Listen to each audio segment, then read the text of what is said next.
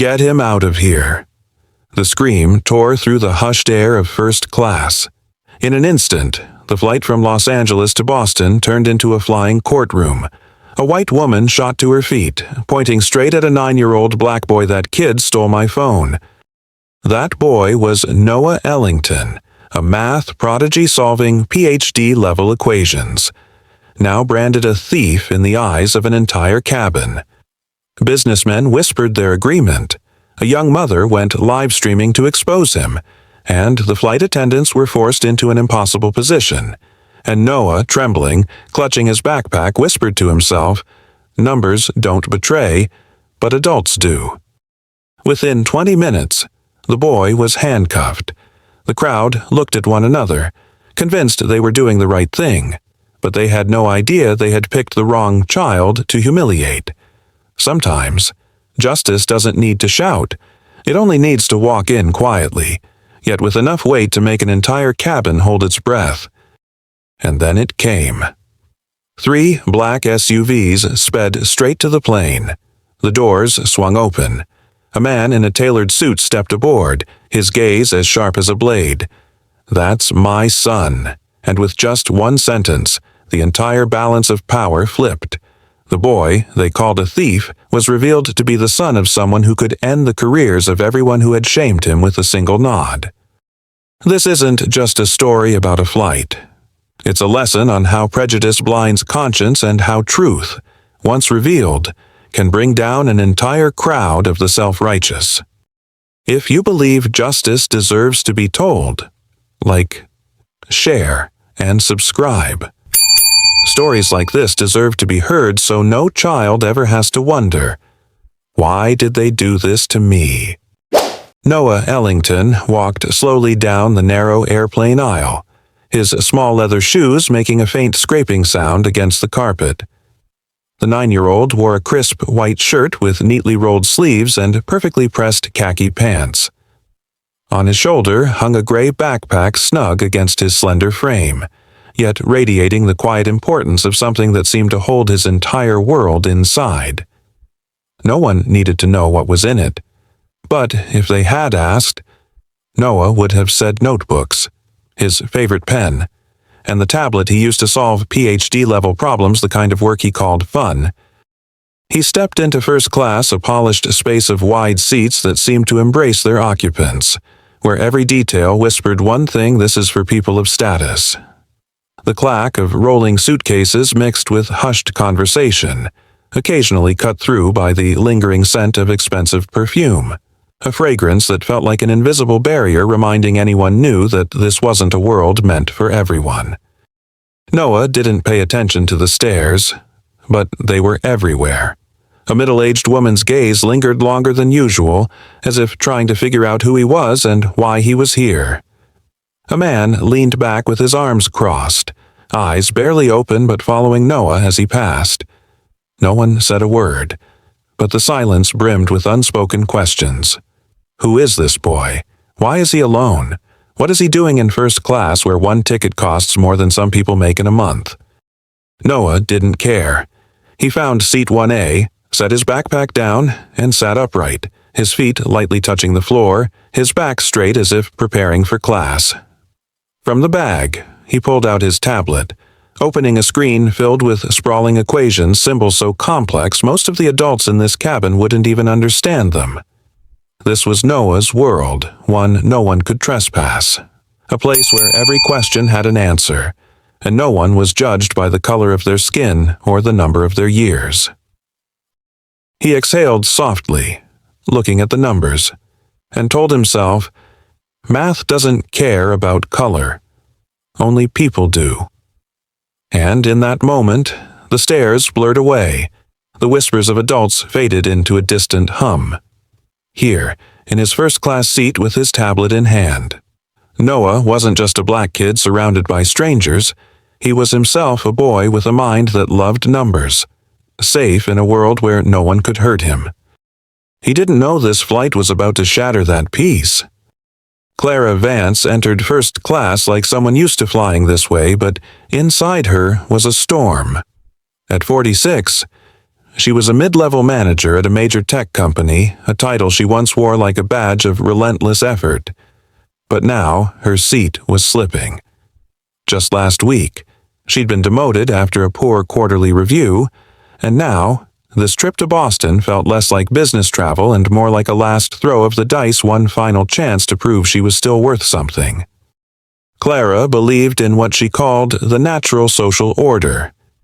In her mind, the world had rules. Those who worked hard and earned their place deserved privileges like first class, like luxury boardrooms, like the right to sit high above the people below. And she believed she belonged to that class. But as soon as her eyes swept across first class and stopped at seat 1A, those beliefs began to splinter. Noah Ellington. A child. A black boy sitting perfectly composed in a seat Clara believed was meant for people like her. She saw his crisp white shirt, his focused gaze fixed on the tablet, and felt mocked. This is first class, Clara told herself. This is no place for a child traveling alone, and certainly not for a child like him. The sting wasn't from Noah.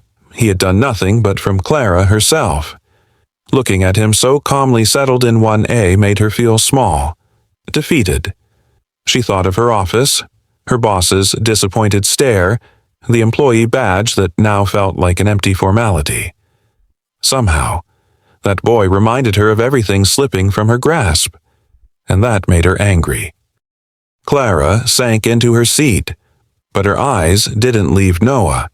She studied him carefully, as if searching for something out of place to confirm what she wanted to believe. The way he held the stylus, how he didn't glance around, how he seemed completely unbothered by the stares, all of it made Clara bristle. That wasn't the posture of a child who knew his place. In that moment, an idea flickered in Clara's mind. A small, sharp thought cut through layers of disappointment and self-pity. She didn't speak, just leaned back in her seat, but the gears in her head began to turn. Clara Vance wasn't just an upset woman, she was someone looking to take back control, and the boy in seat 1A had just become the perfect target. The air in first class thickened as more eyes settled on 1A. Eli Cho, an Asian businessman who'd sat through hundreds of meetings across dozens of cities, stayed quiet in seat 2C, but his silence didn't mean he wasn't watching. Eli glanced at the boy and frowned. Questions flickered through his mind, but he kept them to himself. For people like Eli, judgment often started with appearances, and in this moment, a black child sitting alone in first class didn't fit the pattern.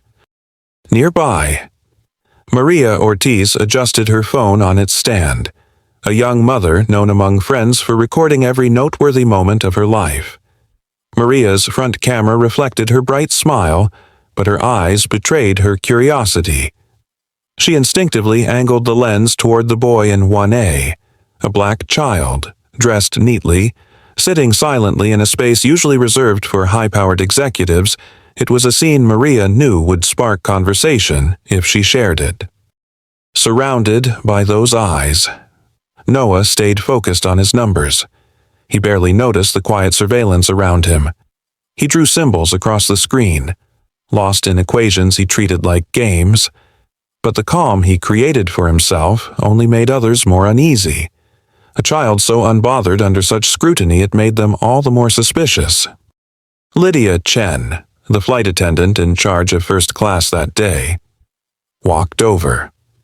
With her experience, Lydia had sensed the shift in the cabin's mood the moment Clara Vance locked eyes on the boy. In a soft, yet professional tone, she asked Noah for his ticket. He handed it over without hesitation, as though proving his right to be here was just another routine part of his day. Lydia checked it thoroughly, confirmed everything was in order, and handed it back with a reassuring smile. But that smile meant nothing to Clara. She watched with eyes like knives, not just at the boy, but at Lydia, too.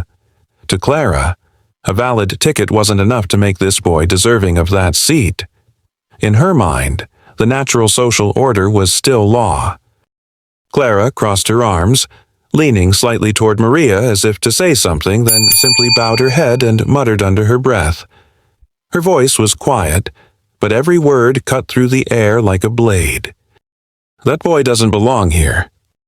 Clara Vance couldn't take it anymore.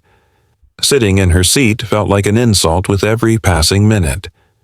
The sight of that black boy sitting comfortably in 1A, absorbed in the lines and symbols on his tablet, felt like a taunt, a reminder that the natural social order she believed in was being upended. Clara unbuckled her seatbelt, stood up, and marched straight to the front row. Noah didn't immediately notice her presence. He was still lost in his world of numbers, sketching long equations on the screen like an artist painting something only he could understand. Until he heard a cold voice cut the air beside him. "You're in the wrong seat. This is first class, kid." Noah blinked, lifting his head. He wasn't used to being spoken to like that, nor did he understand why a stranger cared so much about his seat. But he stayed calm, showing none of the panic Clara expected. "This is 1A," Noah replied softly, pulling the ticket from his pocket and pointing at the printed number. "Exactly as the boarding pass indicates. 100% probability." Clara frowned. She hadn't expected that. A normal child would have stammered, apologized, scrambled to move when a grown woman barked at them, but not this boy. He wasn't just calm, he'd thrown back words she barely understood, as if deliberately needling her patience. 100% probability she couldn't decide if he was being insolent or just plain odd. The nearby passengers began to notice. Maria Ortiz quietly lifted her phone, as if preparing to record the scene, while Eli Cho straightened in his seat, pretending to read, but keeping his eyes fixed on Clara and the boy. "Show me your ticket," Clara demanded, her voice sharpening. Noah said nothing more, simply extended the ticket toward her with a small but steady hand. Clara snatched it, glanced over it, and froze. Everything matched. Seat 1A. First class, correct name. Nothing out of order. Just then, Lydia Chen, the flight attendant for the cabin, stepped up. With her professional smile, she asked, "Is there a problem, ma'am?" "This child," Clara jabbed a finger toward Noah, "is in the wrong seat. There's no way this is his ticket." Lydia took the ticket from Clara, examined it carefully, then handed it back to Noah. "It's valid, ma'am," Lydia said. "He has every right to sit here." Clara stepped back half a pace. Logic told her to let it go, but anger surged like a tide. She couldn't accept that it ended so easily. In her mind, this wasn't just about a seat. This was about proving who truly belonged here. And she had no intention of backing down. She gripped the strap of her handbag, inhaled deeply, and forced a tight smile, one that did nothing to hide the contempt behind it. Leaning close to the boy, her voice dropped, each word landing like a blade. "Strange. A child traveling alone, in first class. What do your parents do? Or is it dirty money that bought you this seat?" Her words weren't loud, but they carried. Clara made sure of that. The phrase "dirty money" landed like a spark in dry grass, turning an innocent question into a pointed accusation. This boy couldn't possibly be here legitimately. It was the familiar language of those who believe in a natural social order, never outright saying that a black child doesn't belong in first class, but planting the seed of doubt so everyone else could think it for her. Noah looked up at Clara. He didn't fully grasp her meaning, but he felt the hostility in her stare. He stayed silent, as if searching for the right formula to answer her, then lowered his gaze back to the tablet. Ignoring her only made Clara angrier, as though this boy was challenging her authority.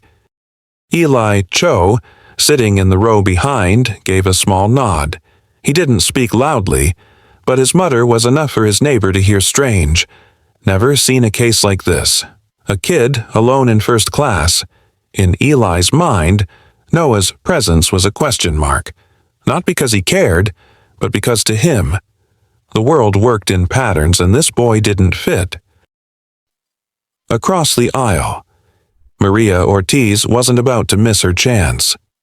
She quietly adjusted her phone, framing both Clara and the boy. This would make for great content on her channel, a mid-air confrontation. To Maria, it wasn't about right or wrong. It was about engagement. The air in first class thickened. Whispers began to ripple like small waves.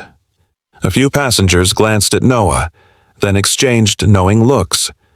No one spoke up, but the glances alone were enough to turn a quiet flight into a silent courtroom. Clara realized she'd captured their attention. That was exactly what she wanted to pull the others into her orbit, to turn her personal suspicion into collective agreement.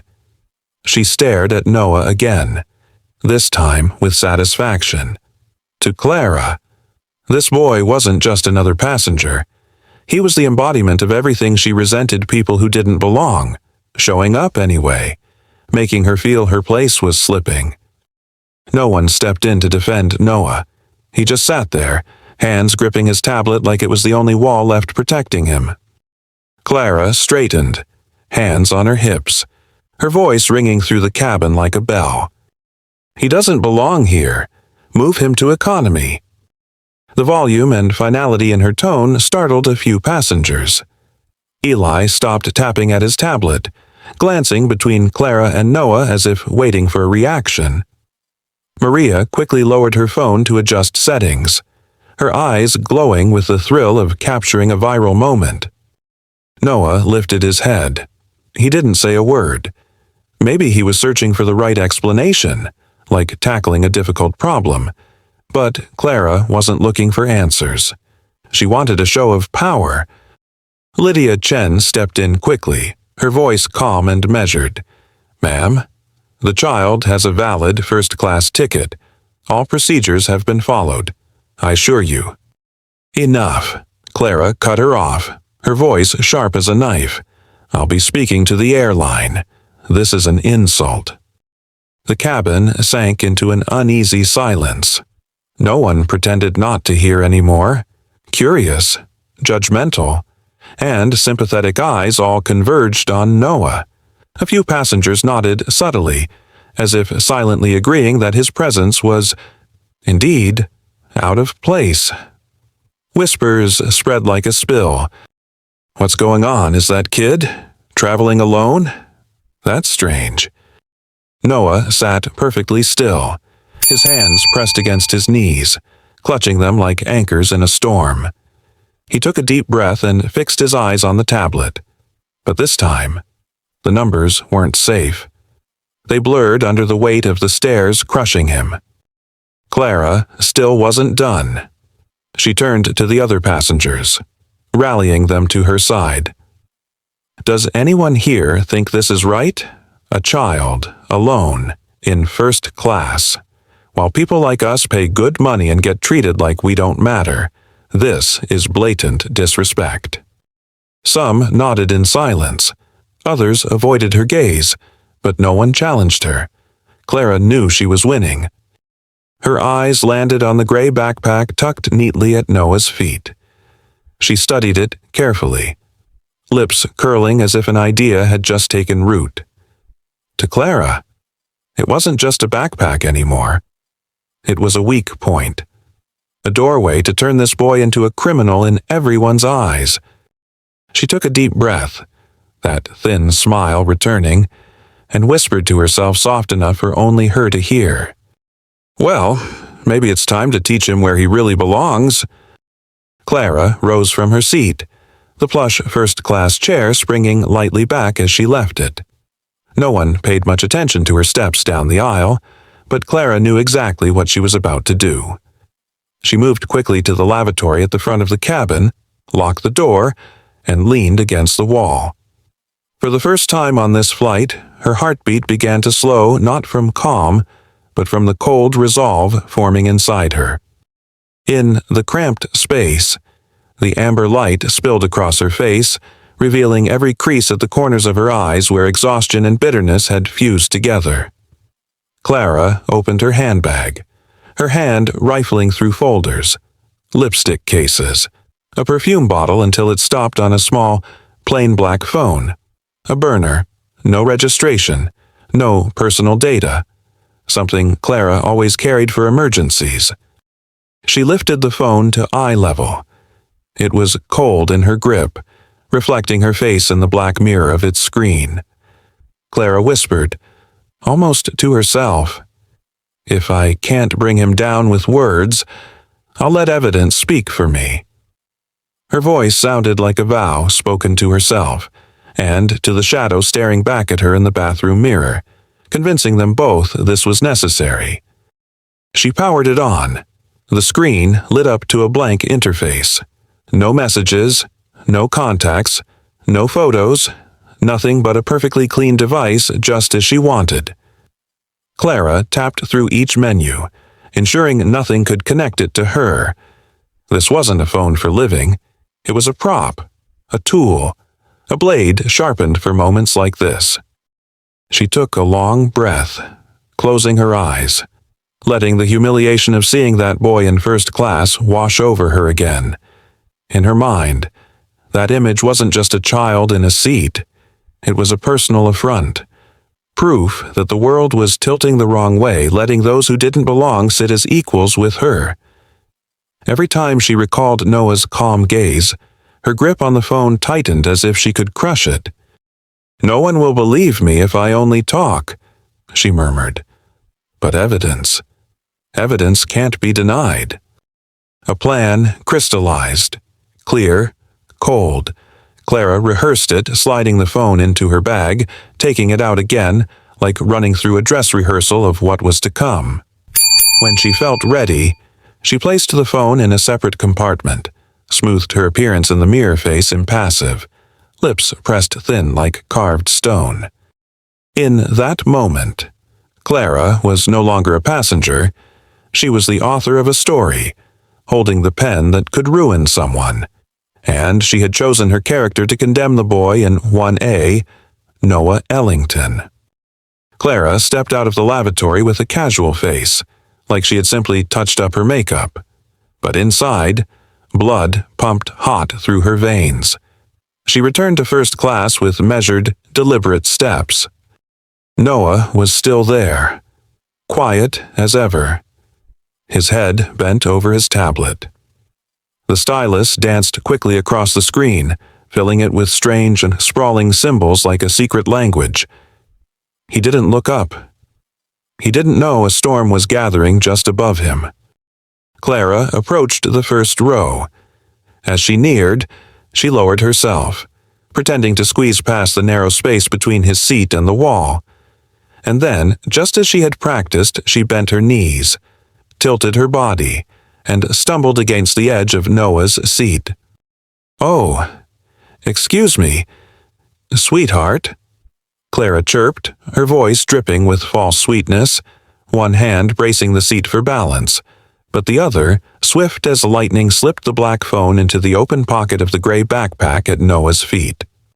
One motion, smooth as air. Clara made it so natural that anyone watching would assume she was just a clumsy woman trying not to fall. Noah glanced up.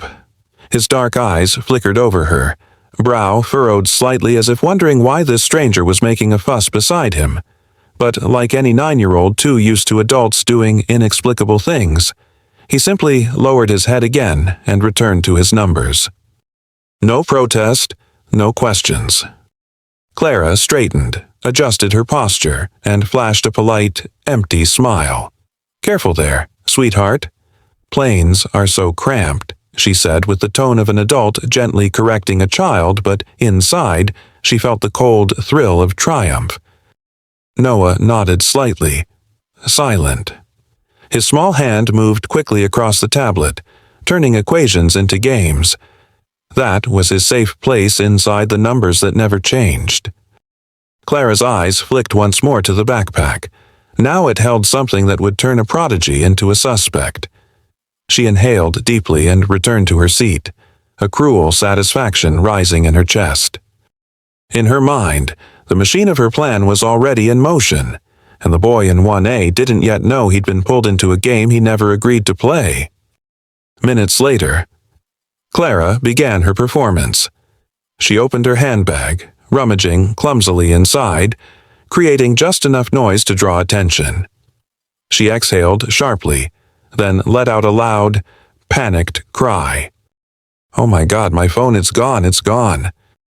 Her voice cut through the quiet cabin. Turning heads instantly, Clara dug deeper, more frantically this time, her huffing growing louder. "I just had it. It has to be here. Has anyone seen my phone?" Noah flinched, lifting his head, pausing mid-equation to look at her. His tilted head showed confusion, not understanding the outburst, but Clara's eyes quickly found him.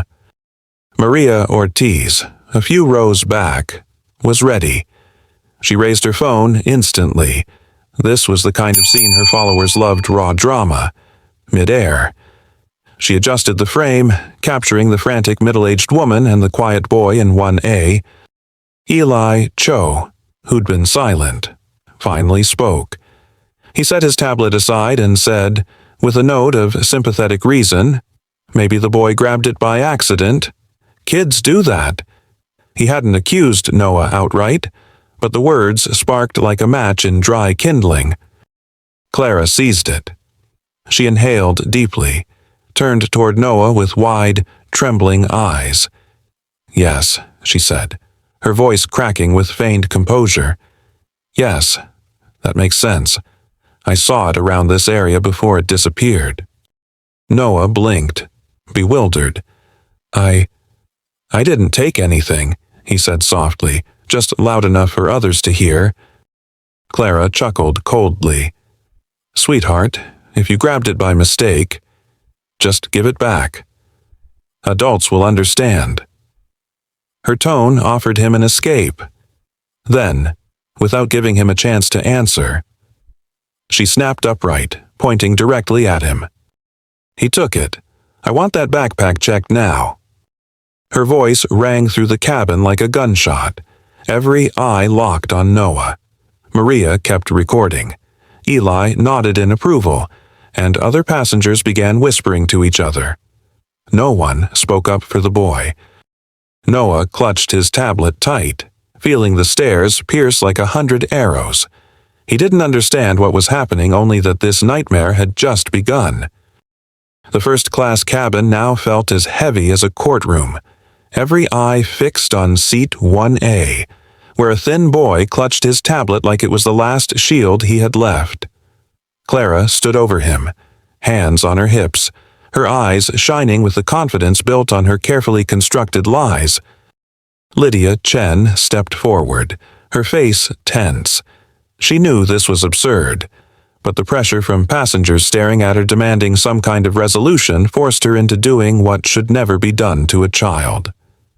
She crouched slightly, softening her voice. "Noah, can you open your backpack for me? We just want to make sure."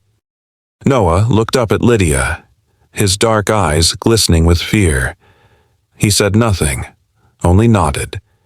His small hands trembled as they reached for the zipper. The rasping sound of it opening sliced through the silent cabin like the crack of shattering trust.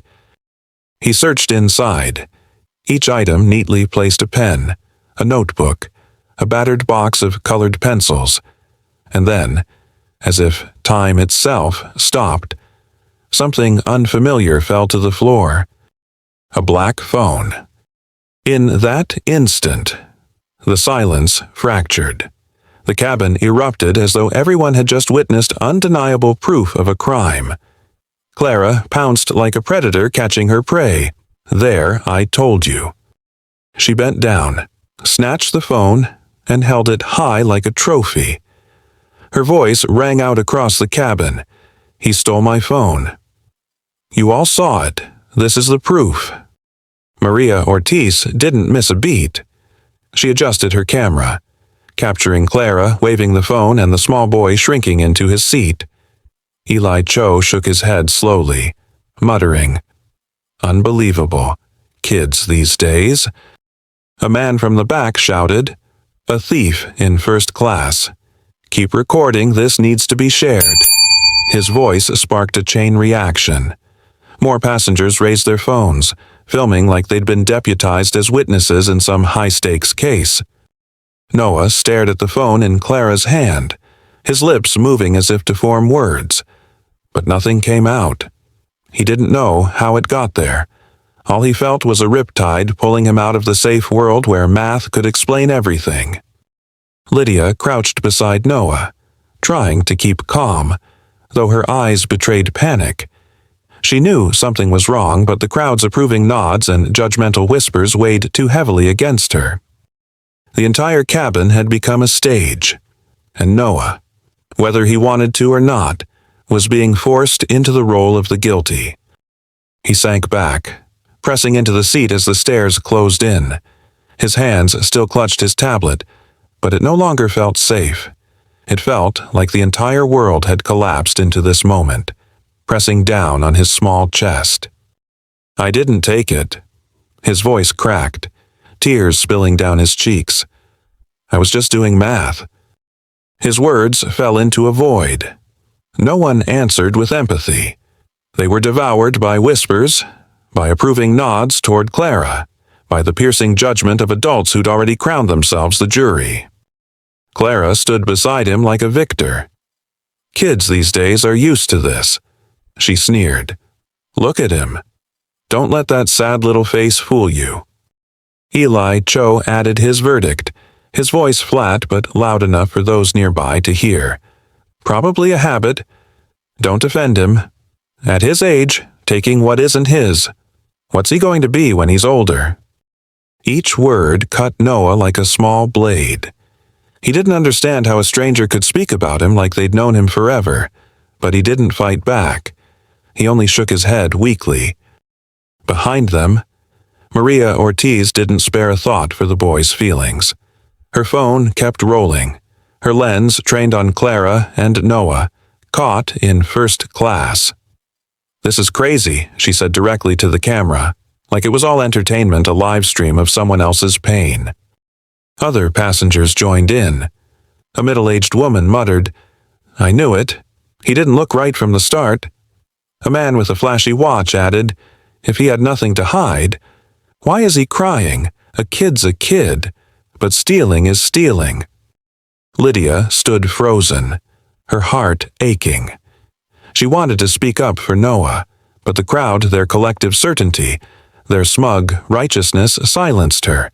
In this cabin, reason had been drowned out by the self-satisfaction of the mob.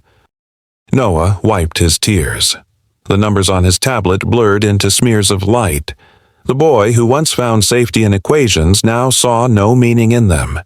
No formula could explain why every adult around him chose to believe a lie. He just sat there, small and alone, in a room full of people who had decided his guilt before hearing a word of his defense, and that fear for a child was bigger than any problem he'd ever solved. Clara didn't waste the momentum. Seeing the cabin's eyes turn in her favor, she raised her voice, arms folded like a prosecutor delivering her closing argument. "See, everyone here witnessed it. This isn't some small matter. This child does not belong here." She turned to Lydia, her stare sharp. "Move him to economy. Call the police. We can't let this flight be endangered by a thief." Voices of support rose. A man barked, "That's right, call the cops. Handle this now." A woman in the middle row added, "If she hadn't spoken up, who knows how far this would have gone." Even Eli, who'd only been tossing out comments before, now spoke with authority. "Land somewhere. Get this dealt with," he said, as if the boy's very presence was now an unbearable burden. Maria kept her narration steady. Like a host on a breaking news stream, major incident mid-flight. You can see it, tension in the cabin. This could be dangerous. Lydia stood still. She wanted to object, but the weight of the entire cabin pressed down, and she couldn't find her voice. Noah, once just a passenger, had been transformed into a symbol of danger. The intercom crackled, the captain's voice slicing through the storm. "Ladies and gentlemen, we will be making an emergency landing in Denver due to a security issue. Please remain calm and follow crew instructions." The words dropped like a gavel. The whispers stopped, replaced by heavy silence. Clara smirked faintly, her eyes glowing with satisfaction. She had gotten what she wanted. The crew and the passengers now saw Noah as a problem to be handled. Noah no longer cried. He sat still, hands folded on his lap, his small shoulders trembling. Everything around him warped, the sounds fading until only the thudding of his heartbeat filled his ears. He glanced at his tablet, now dark from inactivity, and whispered to himself, voice shaking but clear, "Numbers don't betray, but adults do." It wasn't an answer for anyone. It was a reminder to himself. In that moment, Noah clung to the last safe thought he had left. Numbers would never lie, never accuse, never turn on him like the grown-ups on this plane just had. But even as he told himself that, Noah knew a bigger storm was waiting beyond this flight. And now, there was no one on his side. Heavy footsteps echoed down the narrow aisle, the dull thud of police boots striking the aircraft floor, plunging first class into a chilling silence. Every passenger straightened in their seat, eyes wide with a mix of dread and anticipation, all fixed on the cabin door. To them, this was the climax of a story they believed they'd been witnessing from the start, and now, authority had arrived to resolve the problem. Two officers appeared, broad-shouldered, dressed in deep blue uniforms, their belts weighed down with the tools of power. In that moment, among the tailored suits and eager eyes hungry for justice, they were more than police. They were judges entering a courtroom. Noah stared at them, his legs frozen as if bolted to the floor. He barely reached their waists. A small boy swallowed by the image of the law. He didn't cry, didn't scream. He just sat there, eyes wide, paralyzed by fear. "We received a report of theft," one officer said, his tone flat but cutting. "This is the accused child, correct?" Clara immediately shot to her feet, pointing a finger straight at Noah. "Yes." "He took my phone. We all saw the proof." Her voice carried like a sentence, leaving no room for debate. Noah wanted to speak, but his throat locked tight. He remembered his father's words, "If no one believes you, trust the numbers. They'll never betray you." But in this moment, he realized a brutal truth. The numbers he loved couldn't save him from the hands now reaching for him. I didn't take anything," Noah whispered, his voice so soft it barely existed. But the words disappeared in the thick air of judgment. One officer knelt to meet his eye level, not for comfort, but for procedure. "Stand up, kid," he ordered. Noah obeyed, his small frame trembling, his hands extended automatically, and then came the cold, metallic snap of the cuffs locking around his wrists. The chill of the steel made him shiver. Around the cabin, a few people nodded approvingly, as though they'd just witnessed justice served. A handful whispered, "Finally, they're dealing with it." Maria didn't miss her shot, angling her phone to capture the scene, her eyes lighting up at the drama she'd soon share with her followers. Noah stared down at his bound hands, lips pressed tight to hold back a sob. He thought Dad said, "If no one believes me, trust the numbers." But numbers can't open handcuffs. In his mind, an unsolvable equation began to form, and for the first time in his life, the numbers he loved felt meaningless. Clara, knowing all eyes were on her, seized the moment like an actress owning the stage. She pulled out her phone, lifted it to her face, and started a live stream. Her voice trembled, the kind of tremble perfected over years of learning how to win sympathy. "It breaks my heart to witness this," Clara said, her eyes glistening with manufactured tears. A child, so young, already walking down the wrong path. Theft is never the answer. I just hope his parents teach him better. Her eyelids fluttered quickly, as though holding back tears, but it was all part of a flawless performance. On her phone screen, the grieving face was broadcast to hundreds, maybe thousands of viewers. Clara wasn't speaking the truth. She was crafting the story she wanted them to believe that she was the responsible adult upholding moral order. Maria Ortiz kept her camera rolling, now panning toward Clara, adding commentary for her audience. You see this, folks, a passenger just lost her phone, and, sadly, it was found in that child's backpack. Her tone was steady, like she was reporting a mundane update for social media. In the cabin, nods began to appear. Eli Cho folded his arms, his expression stern, delivering his judgment. It's heartbreaking, but action had to be taken. Everyone must be accountable for their actions, even children. An older woman sighed.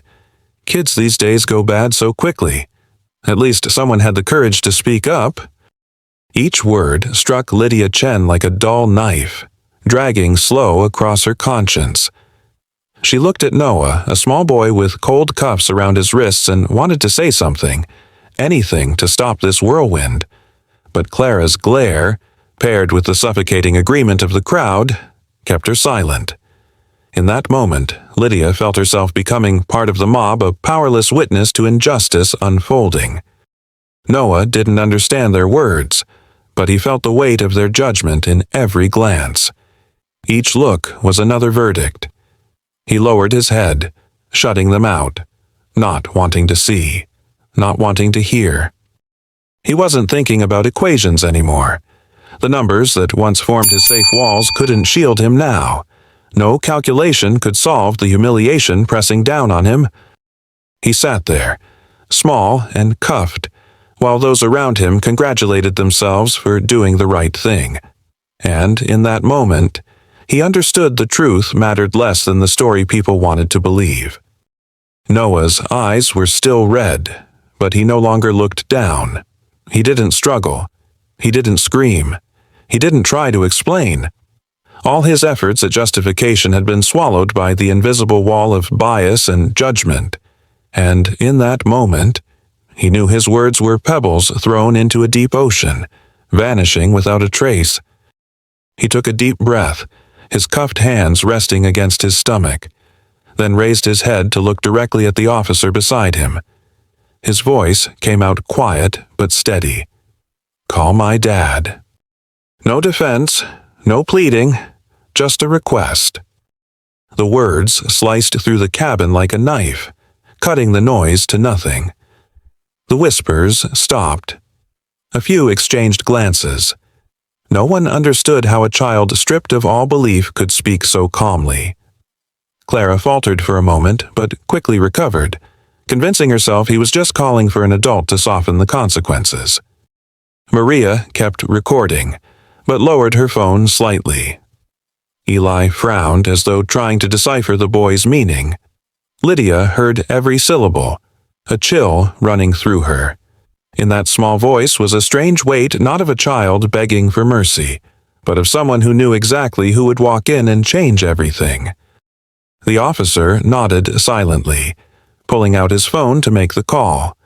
Noah didn't watch, didn't ask. He simply closed his eyes and inhaled deeply, as if returning to an unfinished equation in his mind. His father's words echoed, "If no one believes you, trust the numbers."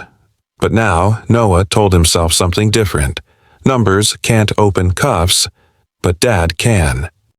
Clara chuckled quietly. A hollow sound. "Pathetic," she muttered. Yet her smile wavered, a subtle tremor betraying an unease she couldn't name. The cabin returned to silence. No more smug whispers. No more mocking remarks. Only the metallic rattle of the cuffs shifting with Noah's small, shaky breaths. That sound rang out, faint but heavy like a suspended sentence hanging over first class, And in that moment, everyone, whether they admitted it or not, felt it. This story wasn't over. It had only just begun. The plane had made an emergency landing in Denver, coming to a stop in a secluded section of the tarmac. Through the oval windows, the midday sun cast harsh light over the gray concrete, bouncing off the white fuselage. No one was allowed to leave. The crew had ordered everyone to remain seated, and the heavy silence in first class was broken only by furtive whispers. Noah still sat there, his cuffed hands resting in his lap, head bowed as though trying to make himself as small as possible. He wasn't crying anymore. The tears had dried, leaving a swollen face and reddened eyes, but what set him apart now was the strange calm. No one knew what was happening inside his head, but it felt as if he had accepted everything, like a math problem waiting for the right variable to solve it. And then, those variables began to arrive. Engines growled in the distance, faint at first, then unmistakable. Passengers near the windows turned to look. 3 black SUVs tore down the tarmac like arrows, their tires screeching in protest as they braked hard, stopping in eerie synchrony beside the plane. "What is this?" a man whispered, his eyes wide. Is it really this serious?" a woman stammered. No one answered, but every gaze locked onto the scene outside. These weren't ordinary vehicles. They were big, gleaming, with dark-tinted windows hiding everything within. Their arrival made the already suffocating cabin feel completely airless. Clara, seated mid-cabin, leaned toward the window. She watched the convoy for a moment, then let out a sharp laugh. "Oh, what now, his family coming to cry for him?" she said loud enough for those nearby to hear. "All that for a child. What a show." A few passengers chuckled awkwardly, but it wasn't amusement. It was nervousness. Maria Ortiz, still streaming, whispered into her camera, "Do you guys see this 3 black SUVs? This is way bigger than I thought." Noah didn't lift his head, but his shoulders rose and fell with a deep breath. Inside him, the storm had started to settle. Dad was coming. He knew it. Clara folded her arms and leaned back, wearing the smug look of someone who still believed she controlled the script. But she had no idea how quickly those SUVs would erase every illusion of control she clung to. First class froze as the aircraft door opened and the boarding stairs locked into place under the sunlight. The SUV's engines idled outside, rumbling like a warning that the real storm was about to break. Clara glanced out the window, then back inside, still smirking, as if she'd already figured it out, some relatives arriving to plead for the boy. In her head, the story remained hers to control. And then the unexpected happened. From a mid-cabin seat, a man most passengers hadn't noticed all flight slowly stood. He was tall, steady, dressed in a simple dark jacket, yet every movement radiated authority. Every head turned to him, not just because he'd broken the suffocating stillness, but because of the way he looked at Clara like he could see straight through her.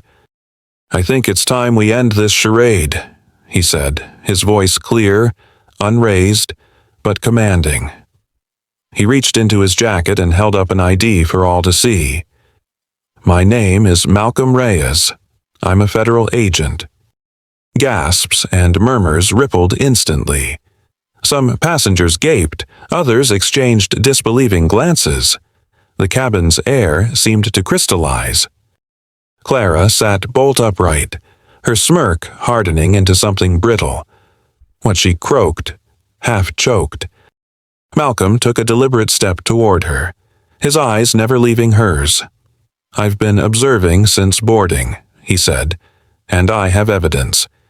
He produced another phone, unlocked a video, and held it up for all to see. On the screen, crystal clear footage. Clara deliberately bumping into the boy in 1A and slipping something into his backpack. "I have video proof that you planted the phone in that boy's bag," Malcolm said, his words falling like hammer blows. "The entire act. from start to finish. A sharp exhale came from somewhere in the cabin. Maria Ortiz instinctively lowered her phone, her eyes wide. Eli Cho scowled, as if choking down his own humiliation at being so easily swayed by a lie. Clara's face drained of color. Her mouth opened, but no sound came out. She sat frozen, like a statue abandoned by time. "You fabricated this," Malcolm continued, his voice still even, but ice cold. "And you did it to a child." No one spoke. The passengers who had cheered Clara on now stared at their laps, unwilling to meet Malcolm's eyes.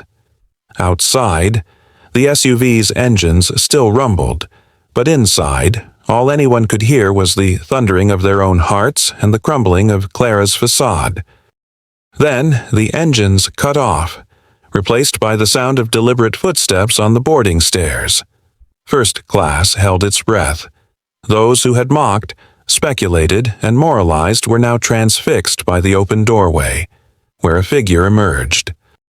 He stepped inside, tall, broad-shouldered, standing like an unshakable pillar.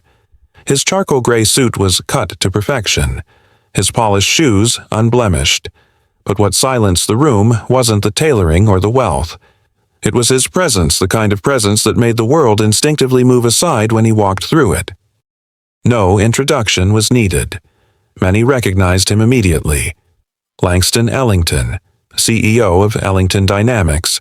In tech, in finance, in media, his name carried a weight few dared to challenge. He was a man who never appeared anywhere unless that place was about to change. And today, that place was first class. Langston didn't glance around. He walked straight to the front row, to the boy still sitting there with cuffed hands. He paused, staring down at his small son. Just one look enough for everyone to feel the storm raging inside him. But he didn't shout. He didn't break. His fury was quiet, sharp, and lethal, like a blade hidden in its sheath. He turned to the nearest officer, his voice low and steady. "That's my son." 6 words. And the cabin died. No whispers. No nods. Even breathing seemed to stop. Clara sat a few rows back. She tried to speak, but her lips trembled, refusing her. She knew that name. She knew what it meant, and she knew what her words, her actions, had just cost her. Langston didn't look at her. He didn't have to. His silence was a sentence heavier than any words.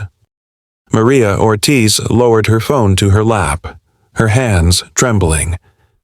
Eli Cho cleared his throat but said nothing. Lydia stared at the floor, feeling a mix of shame and relief that someone with enough power had finally stood for the truth. Clara tried to steady herself, but her hands shook uncontrollably. The phone she had clung to slipped from her grip, clattering to the floor with a dry, final clack. The sound echoed like a gavel, sealing the end of the false authority she'd wielded. Langston leaned down, unclasped the cuffs from Noah's wrists with a decisive motion, and placed a large hand on his son's shoulder, a living wall between the boy and the world. He didn't need to shout. He didn't need to explain. With his presence alone, the entire balance of power in that cabin had flipped. No one dared say another word, and none were needed. Langston Ellington still stood there, one hand resting firmly on Noah's shoulder, his ice-sharp gaze fixed on Clara. He didn't need to raise his voice. In first class, where every sound now echoed like a confession, his words, low but precise, reached every single passenger. "You just destroyed your own life trying to teach my son his place." Each word hit like a stone slab dropped in silence. No one dared move. No one dared interrupt. Even Clara, the woman who had whipped this cabin into chaos just minutes ago, sat frozen, her eyes wide, groping for a response she couldn't find. Langston took a step closer, taller than her by a head. His shadow cut across her row like a sharp blade splitting the air.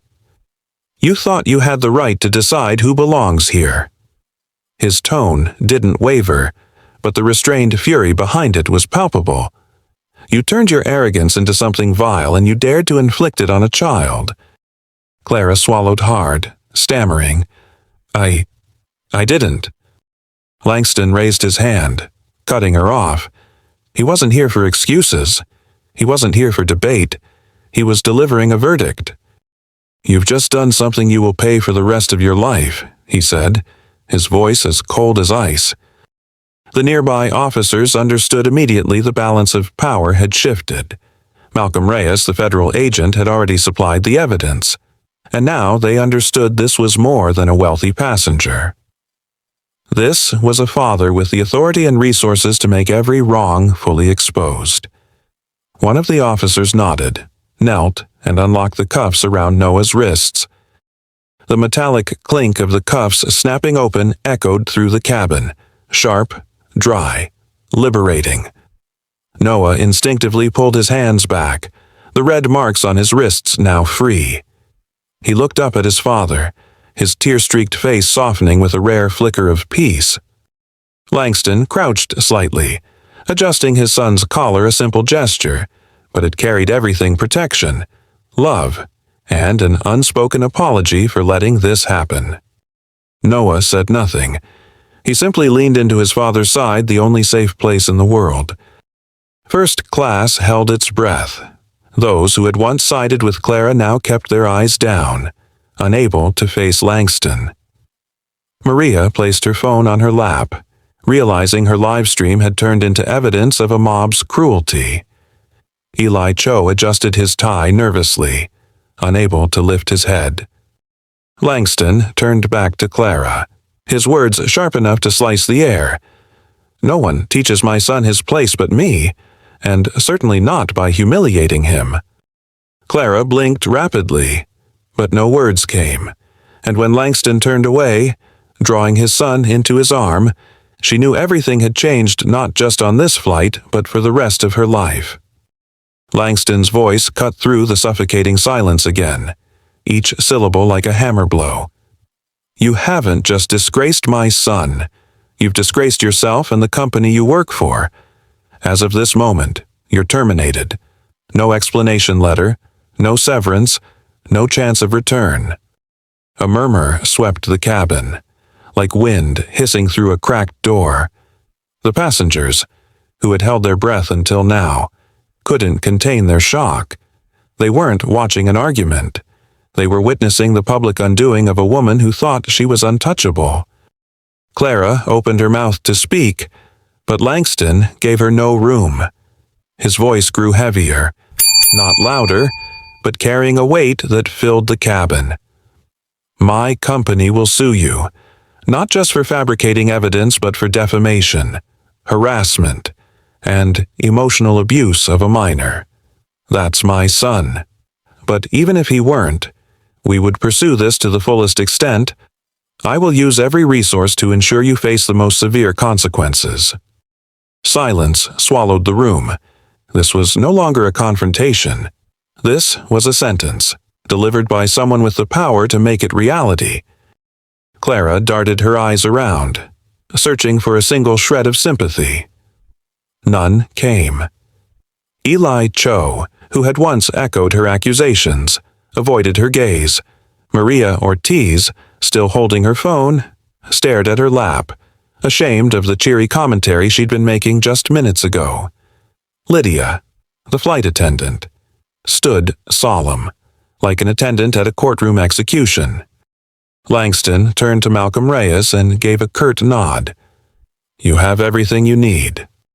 Malcolm, who had silently observed until now, stepped forward. He replayed the video, Clara slipping the phone into Noah's bag, and handed it to the nearest officer. "Here's the evidence," he said evenly. "Enough to file charges and make an arrest immediately." The officer reviewed the footage, then moved toward Clara without hesitation. "Clara Vance," he said flatly, "you are under arrest for fabrication, defamation, and harassment of a minor. You have the right to remain silent." Clara sat motionless, her face drained, her lips trembling but silent. When the cold cuffs locked around her wrists, the dry clack rang out like the final punctuation on her career, her reputation, and the false authority she'd wielded. No one applauded, no one cheered, but every soul in that cabin understood justice, at least in this moment, had been served.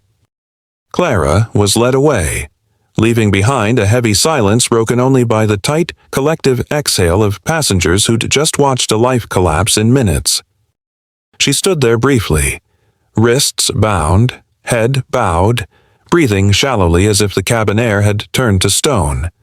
And then the memories began to pierce what little dignity she had left. A year ago, she'd been ambitious. Clara had applied for a strategic project funded by none other than Ellington Dynamics. It had been her chance to climb her big break. When she'd been chosen, she'd even received a congratulatory card, signed by the core team. One signature stood out small, scribbled, but unforgettable congratulations. Noah. Now.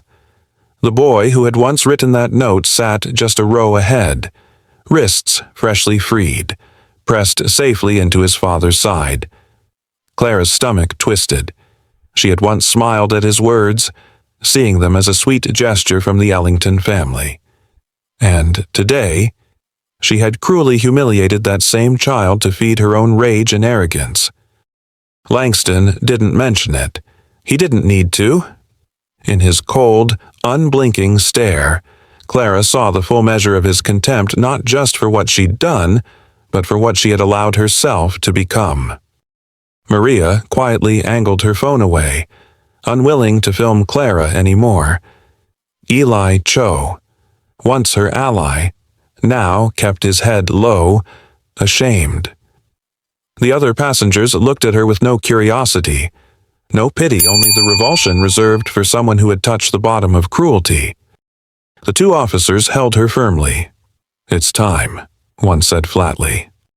Clara tried to look back, tried to say something, an apology, an excuse, anything but the words suffocated in her throat. They pulled her toward the door, her heels clicking against the floor like the final nails hammered into her own coffin. Noah watched her go, no longer afraid, no longer angry. He stayed silent, because perhaps, for a child as bright as Noah, Clara's downfall was clearer than any lesson those who lie and harm will always dig their own graves. Her shadow disappeared through the cabin door, down the steps, into the blinding sunlight and toward the waiting black SUVs. Inside, no one spoke. Only one shared feeling lingered: disgust and relief as Clara Vance vanished completely from the flight. 3 days later, Denver was just a fading memory on Noah's path to Boston.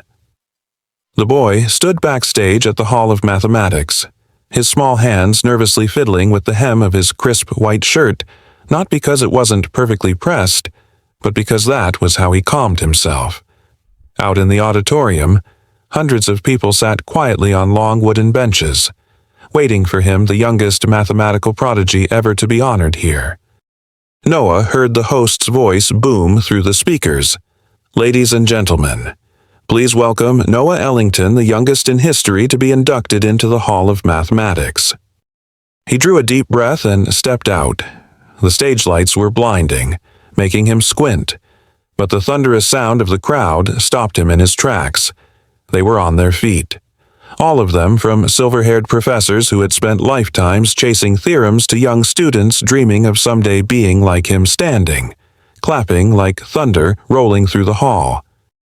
The applause didn't stop. 1 minute, 2, then 3. Noah glanced down, pausing as he realized these people whose names he only knew from books and lectures were showing him genuine respect. He didn't beam with a wide grin. He simply pressed his lips together, bowed his head in quiet gratitude. The applause kept going. 4, 5 minutes. It wasn't just for a prize. It was the hall's way of telling him, "We see you. We believe you." In the front row, Langston Ellington sat tall, his eyes glimmering with silent pride. He didn't need to speak. His presence alone told Noah that every storm they'd endured had led to this moment. Noah walked to the podium. The microphone was too high, so he stepped onto a small riser. The room hushed, waiting. He glanced at the paper in his hand, then folded it and set it aside. "Thank you," Noah began, his voice small but steady. "3 days ago, someone told me I didn't belong in a seat. But today, I know I belong here, because math doesn't lie. It doesn't care how old I am, what color my skin is, or what class I flew on a plane. Numbers only care about the truth." A wave of applause broke out again, but Noah raised a hand, signaling for silence. He took another deep breath. "I want to dedicate this award to every child who has ever been told they don't belong somewhere. You do. Believe that." When he finished, the room erupted again, louder than before. And this time, Noah smiled. Truly smiled. Because he knew that numbers had never betrayed him, and now, neither had people. As Noah stepped back from the podium, the applause still roared. Then the host returned, taking the microphone with reverent composure. "Before we close, we invite to the stage Mr. Langston Ellington." Langston rose. He didn't need an introduction. The room instantly fell silent, as if his very presence signaled that something important was about to happen.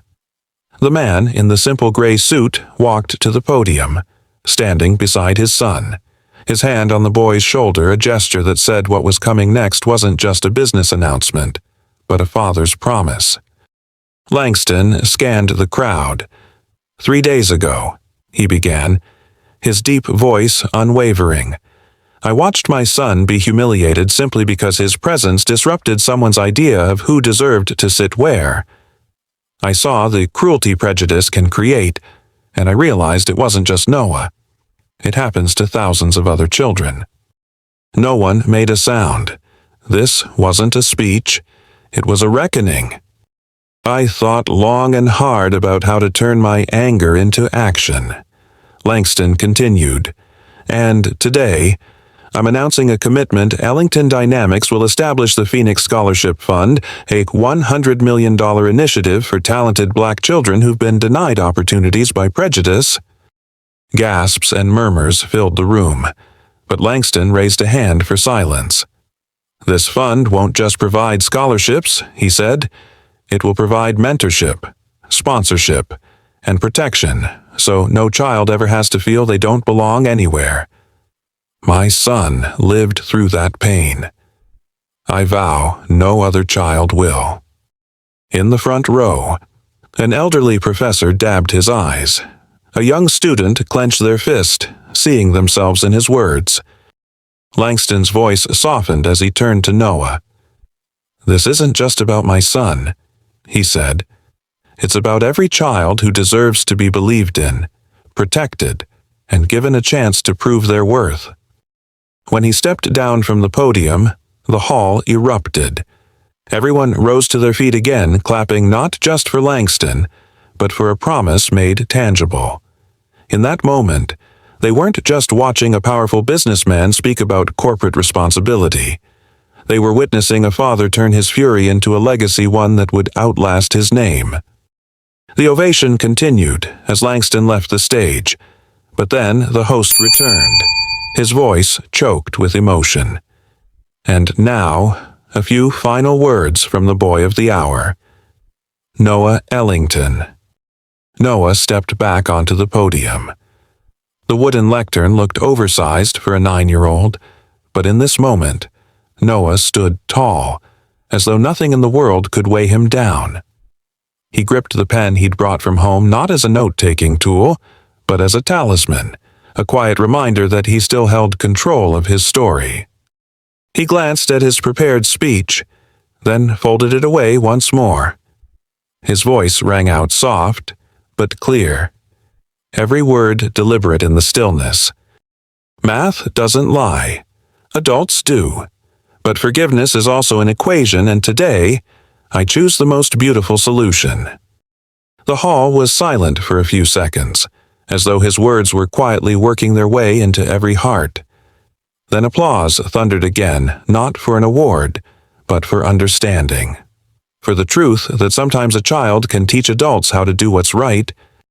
Langston stood at the back of the stage, watching his son with deep, unspoken pride. He didn't correct him, didn't rewrite his words. This was Noah's moment, a boy who had endured judgment and humiliation, yet chose to rise with grace and intellect. Noah bowed and stepped back. Langston leaned down, gently squeezing his son's shoulder. No words were needed. That single touch told Noah everything the storm had passed, and his sky would never look the same. The camera panned slowly, settling on Noah's small hand. The pen lay cradled in his palm, quiet, but powerful. These weren't the hands once cuffed in the cabin of a plane. They weren't the hands of a boy swallowed by prejudice. They were the hands of someone rewriting his own story. And in that frame, as the image froze on that hand, everyone understood true strength doesn't live in the noise of judgment, but in the steady silence of a soul that knows exactly who it is. If this story touched your heart, make sure to like, share, and subscribe. Every click helps us bring more powerful stories of empathy, justice, and silent strength to life. Your support is what fuels this journey. Let's keep standing together and rising higher, one story at a time. Stay safe and inspired.